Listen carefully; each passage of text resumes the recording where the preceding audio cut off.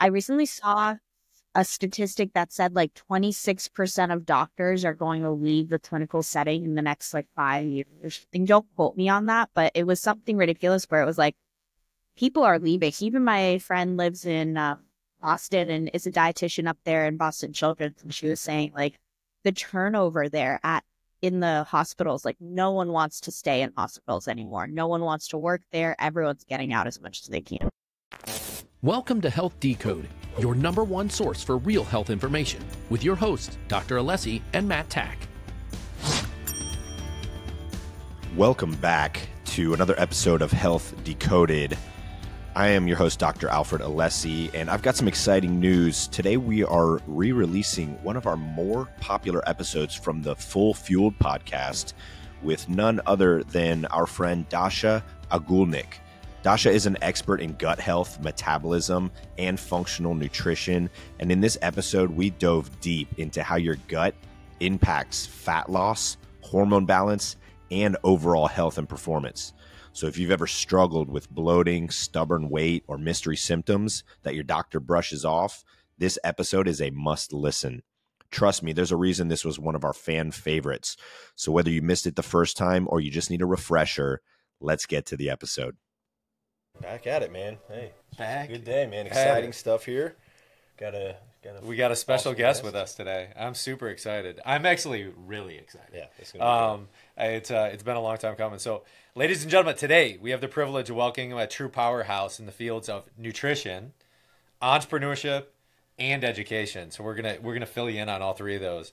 Our guest, Dasha Agoulnik, is a trailblazer whose remarkable achievements have left an indelible mark on the world of nutrition and gut health, which we're going to be focusing on both of those, and we're going to be focusing on, obviously, the entrepreneurship piece, because she is amazing. Yeah. Tell a little bit about her. Dasha is a registered dietitian, 5-time published nutrition researcher, 2-time award-winning bikini athlete. That's awesome. She graduated from the top nutrition graduate program in the country, Tufts University, at Friedman School. Her research and coaching focuses on optimizing metabolic and digestive health through nutrition and exercise. CorePerform has helped over 500 people and growing. Right, you're still building this, and you get results in just 3 months with a 100% success rate. That's fantastic. I love those stats right there. She recently won Friedman's 100,000 pitch competition for her patent pending protein, which I want to hear a lot more about, and was welcomed into the U.S. Food and Innovation Council with leaders in the industry like Kellogg, Campbell, and Nestle. That's freaking huge. That's awesome. Dasha, how are you? Welcome to the show. Good. Thank you guys for having me. How are you guys doing? We're doing awesome. We're blessed today. We're blessed beyond measure. It's a chilly day here in Tampa, Florida. How's the weather out there? It's 46, but oh dang, this is weird. We wake up with like 40 degrees, and by afternoon the sun heats us up to like 72. Yeah. That's Florida. That's like Tampa right now. We call Similar. that like 75, 55, I feel like. So I want to dig in. We want to get nerdy today, but then we also want to get like I want to hear the entrepreneurship side as well. But you know, our focus is living full fueled, so we want to make sure we focus on the pillars, and that is the main thing is gut health. The gut health is so important, and we know you're an expert in that area, so we want to focus on that. But we also, our first question is, can you share a bit about your journey in the field of nutrition and specifically gut health from your academic side at maybe Tufts and how the thing evolved, even came about, then also to the founding of CorePerform. So if you could just give us a little background there. Sure thing. So my background is in nutrition research. So I got my master's in nutritional epidemiology from Tufts Nutrition, which is a really fancy way of saying how diet affects disease. And so my thesis at Tufts was looking at the paleo diet. How was it created? Who created this concept? Is it actually valid based off of the research that we have around it, which it's not. Like we didn't, as human populations, we didn't really eat like they say we did. The research says that we ate like 110 grams of fiber a day, and that's not realistic, which I can go into later on. But my research really focused on the paleo diet. And at that time, I was getting diagnosed with celiac disease. So I was going through my own gut issues at that time, battling with doctors. I remember one time I was sitting in Boston traffic with, if any of you are from Boston, you know that this is like a 2 hour, you're stuck in head-to-head car. I remember having such a spasm and like stabbing pain in my stomach. I almost, like I was stuck because I was like, do I call an ambulance because it's going to take them just as long to get to me right now in the middle of traffic? Or do I try and make it at another 30 minutes to the next exit? Like I was in so much pain during that time, and that really fueled a lot of my interest in gut health and understanding why the system is so broken in terms of the medical system. I was wanting to be a doctor. And then, I was like, you know what? I want to be a dietitian because I can change people's lifestyle and diet in order to improve their health. I don't have to have them get on a medication. I can actually change their life. And that is the most rewarding part of what I do, is I get to transform the actual human being. After people work with me, I get to see the brightness that changes in their life. I get to hear about how their coworkers are commenting about how much nicer they are and happier they look, and what's the magic trick that's now going on. So all of that research got me really interested in gut health. And I remember when I was choosing my thesis at the time, I actually wanted at the time to do the low FODMAP diet. I was like, this is going to be the next big thing. And my professors were like, no, there's not enough research on it. You shouldn't choose the low FODMAP diet. No one knows about it. I've never heard about it. And I was like, no, I want to do it. And they were like, you can't do that one. And funny enough, like 10 years later, everyone knows what the low FODMAP diet is. And I was like, I shouldn't do it. It's always been a huge passion of mine. And I then became a dietitian and opened my own practice right after graduation. I love that you went that route, opened your own practice, and you went entrepreneurial stuff. Because, a lot of dietitians get stuck in that medical system too. Right? Like they just go work with a hospital system, and then it's just, like a hospital nutritionist is giving people peanut butter and jellies bedside. Like you said, it's broken, right? So you're shifting the paradigm in another direction, which is fantastic. So really, really love that. I actually worked in a hospital while I was doing my dietetic internship. And I remember the whole time I was like, I came in as an entrepreneur, and I was like, I'm going to be an entrepreneur after this.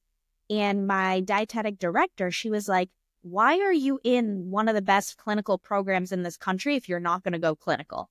And I was like, because I need to learn what's going on in those systems, because all of my patients have to understand, and myself, like we all go through that hospital system at some point in our lives, and I need to understand it from the ground up. I need to know internally how the teams are working, how the dietitians are working in those teams. And that's why I love doing my internship.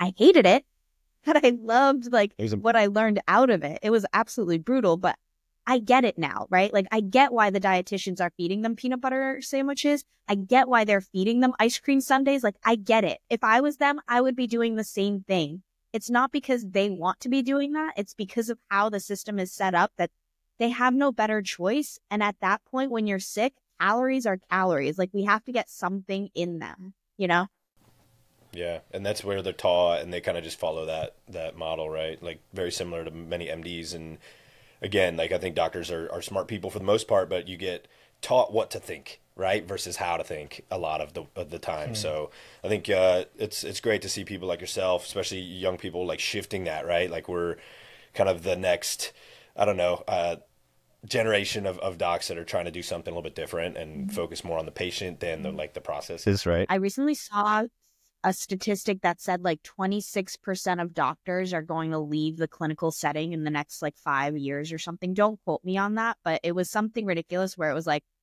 people are leaving the health. Even my friend lives in Boston and is a dietitian up there in Boston Children's, and she was saying the turnover there in the hospitals, no one wants to stay in hospitals anymore. No one wants to work there. Everyone's getting out as much as they can. Yeah, well, I mean, what's the energy like in a hospital? It's usually not great, right? It's pretty negative. It's very I don't think people really get healthier in a hospital. Maybe they're being saved from some kind of life-threatening injury or illness acutely, but they're not ultimately getting healthier, right? And that's got to happen honestly at home, right, with your diet and nutrition stuff, which is kind of segues right into what I wanted to ask you. Can you explain a little bit the unique approach that you have with the CorePerform that, you know, helps people to optimize their metabolic and digestive health, and how you kind of came up with that? Yeah, so while I was going through this, I kind of was like, as a dietitian, what is the most inclusive diet that I could create that was least inflammatory for the most amount of people? Which means that, like, if I just gave it to Jane May, who I don't even know, Jane Doe, that's the correct. Like May. If I give it, yeah, Jane May. If I give it to Jane May and I don't know what's going on with her, will she see a benefit from this diet? And so what I did was I combined aspects of paleo, AIP, low histamine, low FODMAP. But what I did was those diets, a lot of them are actually, they're not like changing any carbohydrate intake or fat or protein intake. Like, you can still eat all those things on all of the diets, but what changes is the specific fruits and vegetables. So I went through those lists and I made like a really, really micronutrient dense foods list for my patients that's put into 3 columns, a little bit mirrored from this Wahls protocol, if you've ever heard of the Wahls diet, which is a clinical evidence-based. She's done clinical trials on her diet intervention. And it's kind of picking up pieces of that as well, where it's really focusing on the 3 phases of your liver detoxification system: B vitamins, antioxidants, and then proteins. And so I've created this diet, right? And so everyone who comes to me, we typically, for the most part, I mean, of course, there's modulations based off of the person, but we put them on this elimination diet. And as quickly as we can, we reintroduce the food back into the diet. And the reason why we do this is because food sensitivity tests are not accurate. And the only true way to identify food sensitivity and to heal from any food sensitivities that might have come up is to eliminate and exchange whatever food that you're eating. So we see huge results without even needing to do expensive testing, put expensive supplements on you, do whatever it is. It's truly a natural process that we try and focus on. I love that. Yeah. I do some similar stuff in my practice, not as in depth as you, but what's like the buy-in with patients? Is that tough for you to get, you know, people to, hey, let's make sure we're eliminating this? Is that what kind of roadblocks do you come into contact with? Honestly, it's not very difficult for the first week or 2, right? And the reason being that I think that most people there's really no roadblock, to be completely honest. Yeah. Because within the first week, people feel so much better. Like, I have people losing between 0 to 10 pounds. I had a girl once lose 10 pounds of water. I had her tracking her calories every day. I was like, you're hitting the same macros. She came from a bodybuilding background. She lost 10 pounds of water in a week. I was like, how are you alive? Like, how did you have that much inflammation in your system? Yeah. True, I feel like true. one thing I love about you, you know, there's a book, I think it's called The Speed of Trust. And it's one of those things when they're coming to you, you're just like building that trust as fast as possible, or already have it just because obviously your background. So they're coming to you and they're like, look, I need help. But the other thing that I love what you're saying is like, it's part of the reason why I love Dr. Lane Norton. He's all about the science. Give me the science first. Like, I want to be science forward. I want to figure out like the root, and then we'll trace back and help you. So this is another question in terms of like 100% success rate in CorePerform, because like when proteins, I take proteins when I'm working out, majority of them do leave you bloated. There's some sort of digestive angle that like throws you off. But now you've helped over 500 clients. I think it's more at this point in 3 months, but you've had 100% success rate. Can you share, you've already shared a couple, but some inspiring stories or success transformations that you've seen? I want to differentiate the difference between my protein supplement company and the coaching side of the company, because For sure. protein company, I only started because of my clients. Because when I started putting them on this elimination, that was like, you know, the basic like, hey, let's not use processed whey proteins that make you fart all the time. And they were like, okay, Dasha, well, what's the solution? And I said, you know, I don't have one. The plant-based proteins on the market right now have heavy metals in them. They have tons of gums and fillers and they're filled with like vegetable fibers and all this. Like the ingredients list is so long, and the amino acid intake is not optimized, which means that I need you having double the amount. Can you imagine someone with GI distress now having to have double the amount of this chalky protein and liking it? Like, this just doesn't make sense. So I was like, I need to create an amino acid optimized formula that matches whey in a 1-to-1 scoop. So just as much leucine, just as much essential amino acids in this one scoop as this whey protein scoop does. And that's why I created that CorePerform formula that was top 9 allergen friendly, that could be digested, that didn't have gums, that didn't have artificial sweeteners, and still tasted amazing. So that's why I created the CorePerform protein powder, but I do not require my patients to use it at all. I only created it for them because they were asking me for that solution to begin with. And I say, hey, this is one option, but like, if you want to try beef isolate, you can try that. I personally think that tastes like metal, but you can try that. And like, you can try all these other options. That's awesome. Nice.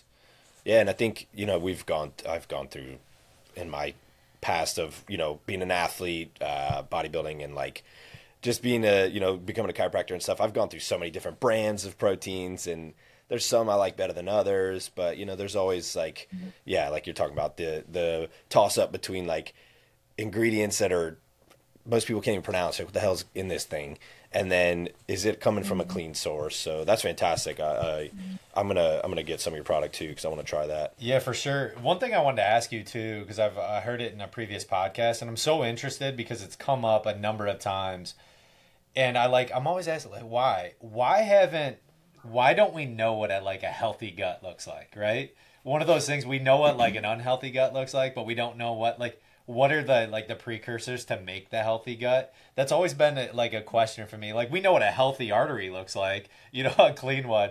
Why can't we get to the point of what a healthy gut looks like? The reason being is because we have millions and billions of these microbes and parasites and yeast that create our microbe and or our microbiome, and we would have to quantify and define every single strain in order for that to happen. And we haven't even identified all the strains, and they change on probably a week-to-week basis. I mean, those strains are probably replicating and creating new strains on a monthly basis in the population. We don't know at this point. I think that Harvard has done a great job with their human microbiome project. So that's why we know a lot of the major species, families. We can't define quantitatively exactly what constitutes a healthy microbiome because we just don't know enough yet.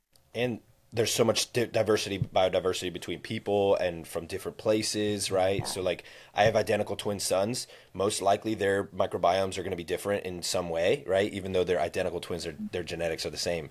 And, we grew up in different areas, drinking different water, eating different foods, different like social interactions, that all influences it. So there's, I get what you're saying. It's like, is it even possible, right? Like, and down also, the line. Who would you define as the healthiest human being to have the healthiest microbiome? Is it the person that lived the longest, that had the most kids, like the female that was able to reproduce as many times as possible? Like, what defines the healthiest human even? I don't know. I was watching this documentary on the centenarians, how to live to 100. I don't know if you saw the blue zones. Yeah. Like, he went in and he kind of measured things. It was really interesting to see, but if I had to say, I'd look at those people's guts. I'd be like, those are the people I want to look at. There was a 100-year-old man in Costa Rica that was hopping up on a horse and just riding along. He was 102. I'm like, dude, I want that dude's gut. I'm like, whatever that is. But dude, again, it's also the soil in Costa Rica versus the soil in Sardinia, Greece is it's different, right? Yeah. So their crops are growing in different climates, different stuff. So you got to imagine their microbiome is going to be different, even though both these guys looked healthy at 102. You know what I mean? Yeah. I get what you're saying. It's like how do we even start knowing that? Well, just from a longevity perspective, I always think of how it's not necessarily how long I live, but how young I lived, right? To the age, right? So if I'm 80 and I'm living young, I kind of want to mimic, right, that as a staple and maybe reverse engineer somebody that looks like that versus somebody that gets to 80 or even 100, right? But man, they're not holding it together. They're walking. You know, I'd rather think of the imagery of, well, I got to 80, but I died as young as possible. So from a longevity standpoint and how like we're learning specifically from you, you know, just day after day, how important that gut layering is to the rest of the body from an inflammatory perspective. It's pretty interesting. Anyway, that was something that I've learned over the past couple of weeks. I'm like, that'd be cool. Yeah, they've done. So they have actually profiled the microbiome of like the Hadza population that they've based the paleo diet off of, and they've also done a few more profilings of, I believe it's like Italians and other populations that seem to have the healthiest microbiome. So they're trying to put together the general like overviews and overlaps that they can see. But still, we're not close to what exact quantitative amounts and what that really can be defined as. When you start talking about like these other countries and stuff, it's like they have different standards than our country as far as like what happens to the crop, right? Like, and I guess tell me your opinion on this. Like somebody who is maybe, especially being that you have celiac, like someone who's gluten intolerant or sensitive to gluten here in this country can somehow go to Italy and eat pasta and not have a reaction. How much of that do you think, and again, like maybe we don't even know the answer, but how much of that do you think is actually the gluten, or is this what they're spraying on the crops here in this country, right? Even if you get organic, there's water runoff that can get into the soil, and you know, everything's basically laced nowadays. I'm not 100% sure, and I have not looked into the research on this. However, I will say that when we have allergenic reactions, we're reacting to the proteins, right? So we're reacting to the proteins of the specific crop that we're eating. That's why people are allergic to fruits and vegetables. When we react to it, we're responding to the proteins. So I don't know that that specific species has a different gluten creation. Maybe I look at like a bodybuilding perspective where if you repeatedly eat the same thing that is inflammatory, you will become sensitive to it. A lot of people talk about this in bodybuilding with like oats, for example, or something like that. And for us to say that it's the grain versus the spray, I'm not sure. Right. Yeah. There's been a recent study that said that people who eat more fruits and vegetables in our country live longer. And what's sprayed with glyphosate? They had the highest amount of fruits and vegetables and of glyphosate in their system, and they lived the longest. So is that saying that glyphosate is safe and fruits and vegetables, no matter what, will make you feel better? Like taking that knowledge and then applying it to, is it the spraying when we go abroad?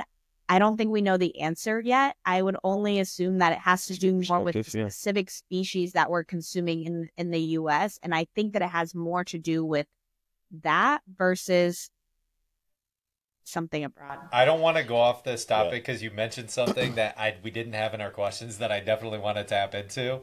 Is the bodybuilding? How did you get into that? Like, what was the antithesis? Was that something like that it was always programmed and you're like, oh, I want to get into that? Yeah, I'm an optimizer. I nerded out in college. So that's why we got you on here. I love optimizing. So I was looking at like, what is the healthiest diet and what is the most effective exercise for longevity? And I think that during college, I was really focusing on looks, right? And while I was going through college, I realized, you know, fitness has nothing to do with how you look and everything. And I think because of bodybuilding, once I kind of left that chapter almost, I was like, fitness is nothing about bodybuilding. Fitness is about how long you live and how many times you can reproduce. That, in a biological standpoint, is exactly what fitness is. How many offspring you can have and how long you can live in order to continue to have those offspring and nurture a family. So at that point, I was like, that's what fitness is. And that's when I started focusing a little bit more on adding in hormone integration and optimizing hormones and wanting to make sure we add that into our gut and hormone life. And I think that overall, what I've learned from everything that I've studied and even like diet and lifestyle and all the patients I've seen is that there is a huge mental component. And that every single one of those like blue zone communities, it's the community. The people in a community last the longest. They have the least amount of stress. They are passively active. They have stress resilience because they can be stressed and then they don't feel stressed throughout the day. Like we have a siesta in the middle of the day, like they're relaxed. And in the US, we live under constant pressure. We have so much to do. So are you up at 4 a.m. to get to your workout? Like that is the opposite of what longevity is, right? Yeah. That perspective is awesome because bodybuilders and people who are performing like these athletes, like you did bikini shows, right? Like you get down to that, especially as a female, you get down to that like 10% body fat. Mm-hmm. That is extremely low for a woman. Hormones are going to be dysregulated, right? Because your body has to prioritize other things, mm-hmm. right? Like keeping you alive and your metabolism and stuff. So you're not going to be primed for getting pregnant and having children in that physical state. So like you just said, is that fitness? You might look amazing, right? You might look like this specimen of a human, but what's the longevity and how many children can you produce? That exact example you just made. That's a great way to look at it. I've never actually thought of it like that. So thank you. That's fantastic. Yeah, that's so cool to think of like fitness. That is fitness. Like you said those words. Like that is true fitness. I love that. Many more people are moving into that mobility style training. I think like we can bodybuild from like 20 to 35. And then once you hit 35, like you really got to hit the mobility aspects, like the Tai Chi kind of thing. Like you got to start lowering stress, getting the gentle movements going, getting ready for that kind of exercise. My favorite trend right now that I've seen on social media is like the dad, like filming himself working out. And he's like, I don't work out to be the healthiest guy or to be the fittest. He's like, I work out so I can dominate my kids in any athletic endeavor for as long as possible. And I saw that. I was like, that's awesome, man. It's like being able, whatever it is, right? Whether it's like hiking up a mountain or like going for a run or swim, you got to be well-rounded and like you can be in the best physical looking shape, like six pack, all that. But if you can't bend over to pick up your kid without herniating a disc, how healthy are you, right? Like, all right, so we got a question here. This is a little bit shifted from like the gut health stuff, but you're an entrepreneur, right? Being an entrepreneur is very demanding, right? We're both entrepreneurs as well. How do you balance that entrepreneurial life and those endeavors with the personal life, with the health and your own health? Do you have aspiring entrepreneurs looking to maintain a healthy work-life balance that come to you and maybe you coach them through that kind of stuff as well? So I've been through like all phases of entrepreneurship, and I think that every entrepreneur has phases of isolation, and every entrepreneur has like an epiphany and a realization of what balance truly looks like in their life. And the key to that is always community, in my opinion. And I don't know if you guys have experienced this too, because when you're in the isolation, it might be a good point for you, right? Like maybe you're grinding, you're building the business, etc.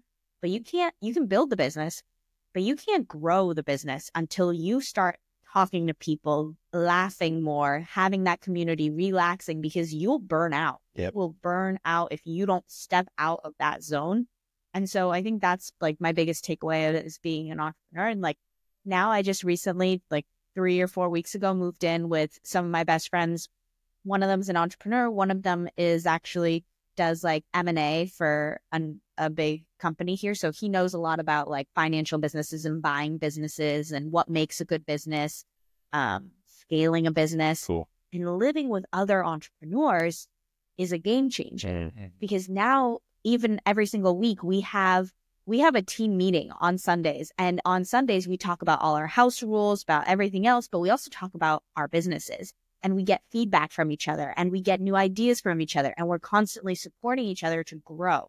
And I think that kind of environment specifically for entrepreneurs is so, so valuable, and why I think the future of entrepreneurship is going to be more of these like masterminds versus everyone working on their own thing and getting angry at each other or like competing against each other. It's going to be more like, hey, we're all doing the same thing. Like, let's talk to each other and grow together, because I don't want to waste my time learning about what email copy has the best open rate if you've already spent 3 months on that and have data on it, Why learn something that somebody else can, kind of give you insight on? And it doesn't have to be that lonely life, right? That like, that is so portrayed as like the entrepreneur grind is this lonely head down. Cause like I've almost burned out twice in my business. Like, and I know what it feels like when you're just like not feeling that purpose, not feeling that love for what you're doing, not really wanting to go to work in the morning. It's not great, man. And like, you're like, damn, my name's on the door. I kind of have to go now. So it's like, But yeah, having the community is huge. I think that's awesome. another big thing that you had mentioned in there, and it's just like, it's part of the reason why Alfie and I love doing this. Laughing. Like, laughing's such a key component to longevity, of just like genuinely enjoying to like laugh, being intentional about laughing and having a good time. That like brings so much joy. Ed Milet was talking about this. I got coached by him last year, and he was just like, you're always chasing a feeling, right?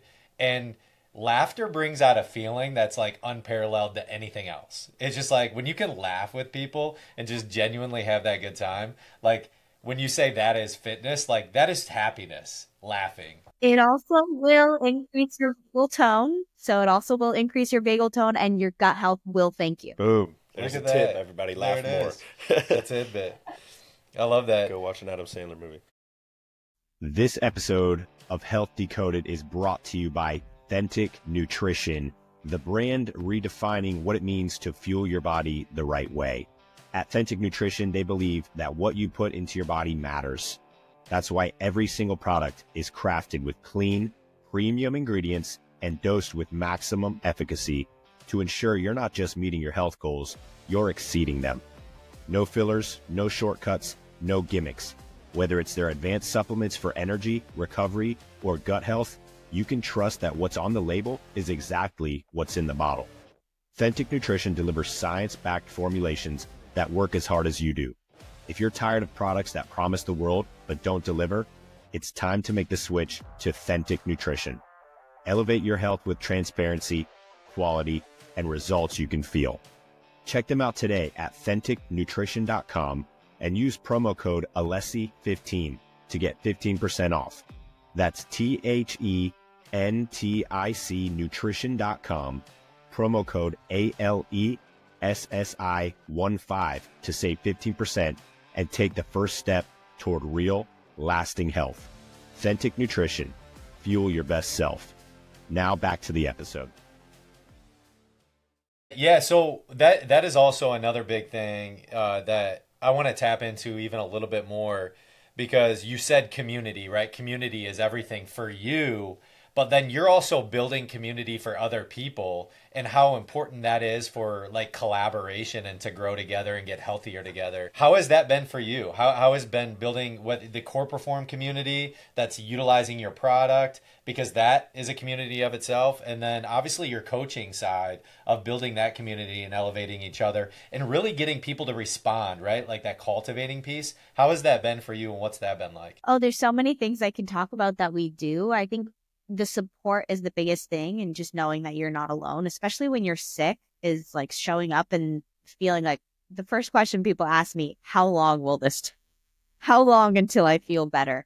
And the truth is I can't tell you how long until you feel better, honestly, because a lot of people, like, there's a 50-50 shot on anything, even prescription medication. For a lot of those prescription medications, like, sometimes doctors just throw something at you to see if it works, and then if it doesn't, they'll change it up and use something else. There's a lot of things that every person's body will just respond differently to. And so while you're teetering with that, it's so important to have other people who can keep you motivated and who can say like, oh yeah, that really helped me, or I really love this recipe because when I had a stomach ache, like this really helped me. And making that community to have that support, making you feel less alone, is truly what building the community is all about. And having fun, like having fun in the process. So with our athletes for CorePerform, and if anyone's listening to this and wants to be one of our affiliates and athletes, we're always welcoming new ones. But we have a WhatsApp group, and like I'll always like tell them like, hey, I'm debating between new flavors, like this one or this one, and they get to vote on it. Or they'll make new reels. And then we have like this competition every month, and we send them a PDF of like fun challenges, and they win free protein and they win free like other things that we partner with other companies for. So just make it fun and make it supportive and give as much as you can. And I think that builds community and camaraderie. We have a similar mission too, is trying to grow a community of people that are very like-minded. We're going to be rolling out a program in, maybe by the time this episode airs, we'll be ready, but we're going to call it the Optimizers Program. And it's basically for people who are looking to maybe they're dialed in a lot of areas of their life, but not optimized. And we're trying to take it to the next level. This is going to be for high level people, maybe mostly entrepreneurs or people who have achieved success in many other areas, but maybe their health has been on the side. But it's going to be a community. So you're going to have access to everyone else. You're going to be able to say, hey, what are you struggling with? And there's going to be a lot of sharing, and it's just going to be open cohort forum where, you got accountability, and you also have like, you can be vulnerable and say, hey, I'm not feeling it today. Like, who else is, you're not on your own doing it, right? Like, I think a lot of the struggles I've had, at least with doing any kind of like nutrition coaching with patients has been, and even with chiropractic, it's like that buy-in when they're on their own, and me constantly having to reaffirm, hey, you're doing well, you're doing okay, we're gonna get through this, right?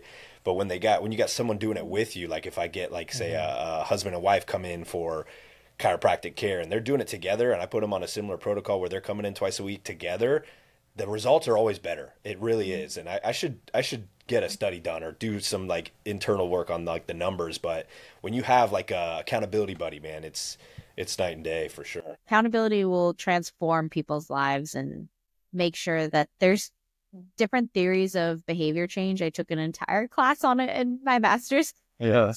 But there's like external motivators, internal motivators, and in order to get to the external or the internal like habit routine building, you have to sometimes have like an external motivator, like a friend or an accountability partner who will get you there. You typically work one-on-one, or do you bring them collectively in the community almost right away? Or do you work with them one-on-one and then bringing them into the community? We have weekly calls in our community. And then on top of that, if they want the extra support, and then on top of that, we have the one-on-one check-in. So they get the opportunity to feel part of a community. Like this on Monday, we did vision boarding for 2024. So we talked all about resolutions and what happened last year, what we can look forward to next year, and how we can create OKRs for that outcome. Are you an EOS, entrepreneur organizational system, to run your KPIs and OKRs? And I do it myself. You do it yourself? I love that. As a fellow entrepreneur, I am a lawyer. I'm the lawyer. I'm the operations manager. I'm the cook. I am the everything in the business. Are you familiar with Traction? Are you familiar like with the EOS model? You ever read those? Oh, really?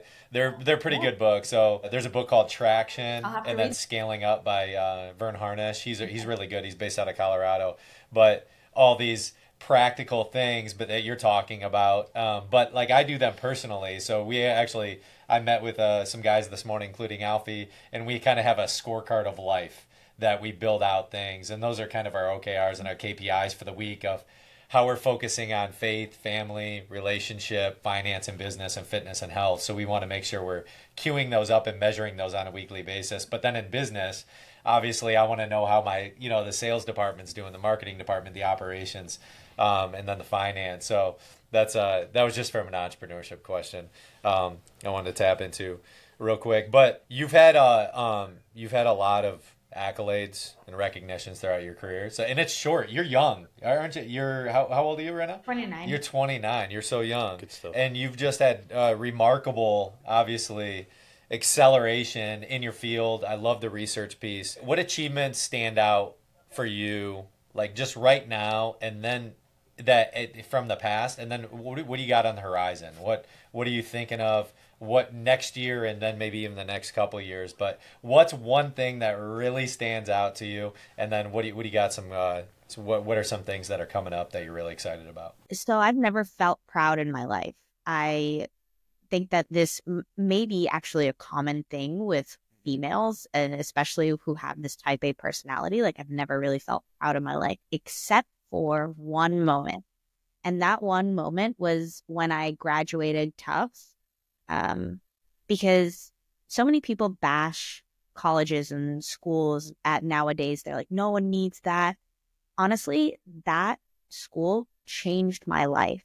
They gave me opportunity, and I'm forever indebted for that opportunity and for those connections and for the research and for the knowledge that they gave me.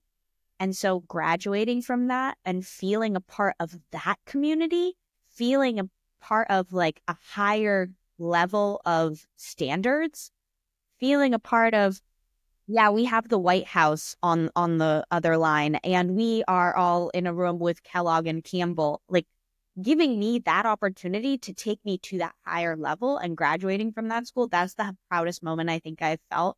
And then second to that would be when I actually won the pitch competition a year or two later. I cried as I was winning. That's awesome. That's so cool to hear about that. What do you have in the works for CorePerform and for your coaching program? Like what are things that you're looking in future tense, maybe some goals that you have, and it could be clients, or what are some things that you're thinking of in the future? We have some fun ideas.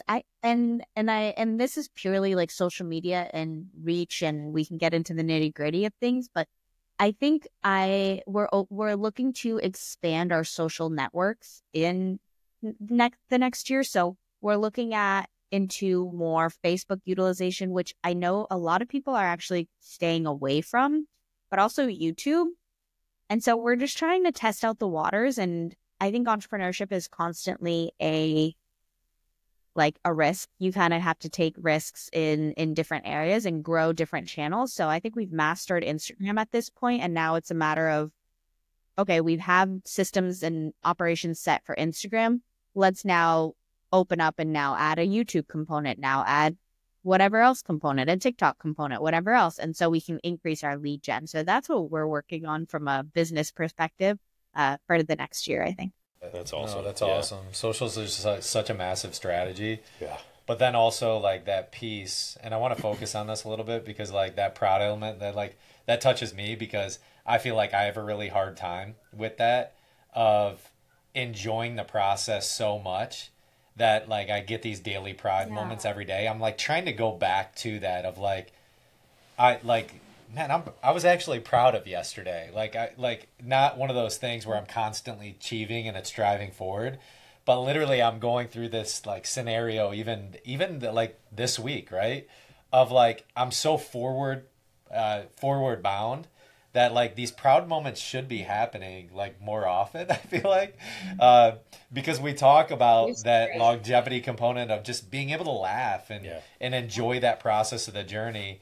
I don't want to get to the point where I like bringing this Tom Brady analogy, but like when the next ring's always the best one. I want to be able to process things like kind of like as they happen and as things slow down. What's your take on that? You made me think of like gratitude journaling, and I can tell myself, I am telling every single day, I'm so freaking blessed of what I do. I get to help so many people. And it made me think, what is the difference between gratitude and pride? And so I think gratitude and pride, they're slightly different in that gratitude, you are thankful and grateful for the place that you've been. Pride is taking accountability that you yourself have gotten you to this point, right? It's more about you. There's like a you component versus anything else. That's great perspective on that. Hey, so we've loved having you on here. This conversation was awesome. This is probably the best one we've had, man. I want to ask you one last question. We usually ask this of everyone that comes on the show. So we at Full Fueled here talk about like how are we living our life fully fueled? We have these 6 pillars that we focus on: fuel, movement, sleep, mind, so like mindset, work and purpose, and then spirit. Tell me a little bit about like what does that mean to you to be full fueled, and how does that how do you see yourself living your life full fueled? I love that because we have the same, very similar ones at CorePerform. We have CorePerform 5 pillars: sleep, personal stress, environmental stress, exercise, and diet. And once you've mastered the stressors of those 5 things, you're living life free. And so if I were to say, what does living life fully fueled mean? It means you're living life free, full of love, and full of giving love. That was a knockout answer. I love that. Can you tell the listeners a little bit about, where they can learn more about you, online, website, Instagram, all of it? Just kind of plug yourself here. Absolutely. So my Instagram is Dasha Fitness, DASHA Fitness. And then our website is coreperform.com. And if you're interested in trying the protein, you can head right to our website. You can get 15% off on your first order. And we're on Amazon as well. And you can always shoot me an email. All my links and everything is going to be linked below, I'm sure. Everyone listening needs to follow Dasha at Dasha Fitness, because so I've much been good following content, her, man. and it is like pure value. Yeah. Like she puts a lot of effort into her Instagram feed to provide a tremendous amount of value. So I couldn't encourage it more. Please go follow her, because she is absolutely just like free value driven. So if there's anyone you follow, please go follow Dasha. She's amazing. Thank you so much. And you're reminding me that we do have a free value opportunity. If you guys want to try out the CorePerform diet yourselves, we're going to be running a challenge next month. January 7th is when we'll start. So definitely head to my page, because registration will open the first week of January. And we'll be giving out free like coaching training for a whole week all together in a WhatsApp community, and giving you all the recipes you need, how to tackle your health, and all the things. So if you want free for the next year, you can join us then. Well, awesome. That's what we got here at Live Full Fueled. Live Beyond Limits, baby. Live Full Fueled. Let's go. Thank you again for joining us for another episode of Health Decoded. I'm your podcast host, Dr. Alfred Alessi. If you enjoyed this episode, please subscribe to our channel. That way you can make sure you're catching all the latest episodes. Share this with somebody who you believe may need to hear this information or would benefit from it. And follow us on all our channels. You can also go to alessifunctionalhealth.com, check out our resources tab for our newsletter, for any of our hosted partners, or any other information you may need to connect with us. And we want to just tell you, tune in to next episode where we answered some of our most frequently asked questions that we receive from our listeners and from our patients. This is going to be a very, very powerful and impactful episode, and you might hear something that you've been struggling with, and this could benefit you. So please tune in next week to Health Decoded. Stay in touch. And again, stay curious, stay empowered, and remember, your health is in your hands. Thank you for tuning in to Health Decoded, where we break down the truth about all things health and empower you to take charge of your well-being. If you found value in today's episode, please subscribe, leave a review, and share it with someone who needs to hear this. For more resources and personalized support, visit us at alessifunctionalhealth.com and sign up for our newsletter. To hear your questions answered live on the show, send them to ask@alessifxhealth.com. That's ask@alessifxhealth.com. Until next time, stay curious, stay empowered, and remember, your health is in your hands.